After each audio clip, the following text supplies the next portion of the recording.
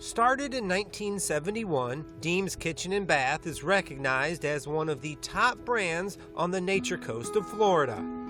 This 30,000 square foot distribution warehouse in Homosassa houses the corporate office with a 20,000 square foot countertop fabrication shop home to DCI Countertops just up the road in Crystal River.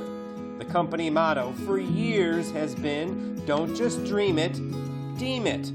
But Arthur Deem and his wife Pat never dreamed that an idea with the humblest of beginnings just over an hour south of here in Clearwater, Florida, would turn into what can be best described as an American dream, 5 decades and 2 generations strong. He was on a job and one of the other contractors said, "We need cabinet makers. Do you know of any?" So from that, I believe he and his brother-in-law started talking about it. I think back, and I go backwards, when he wanted to go to college. He had a great job, and he kept saying, "I want to go to school." And I said, "Then do it, let's do it, do it."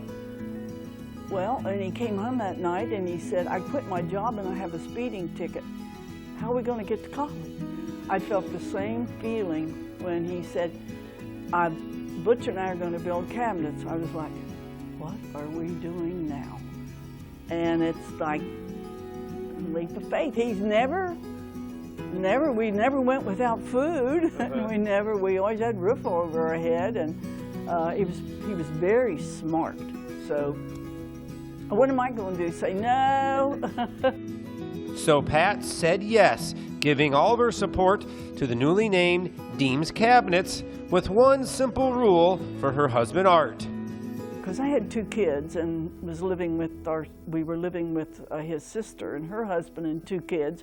So it was just, as long as I had food money, let's get it going. So he and the brother-in-law, which his name is Herschel, they started the company, and they were just building them in a garage. Well, it was like a barn garage, and in front was a little house, 2 bedrooms and 1 big living room with a kitchen on one side, which was a sink, a stove and a refrigerator, and a little bit of counter. So we moved in there, and we had the 2 boys, and they would build cabinets in this garage out back, which was almost on the corner of Ulmerton and Bryan Dairy Road. And so they built cabinets, and they hired a teenager to help them. And they were building them to sell to other cabinet makers who were behind. So it wasn't retail. What was the start like? I mean, was it slow? Were you going, I don't know if we're building them fast enough, if we're going to have enough money, we got kids to feed? The funniest part was it took them 6 weeks to build 1 set. And it was, this isn't going to do. We have to hire some people. So they hired, gosh, I can't remember his name, but he was experienced. So he worked in the shop, and that was his full-time job. So we started taking on more.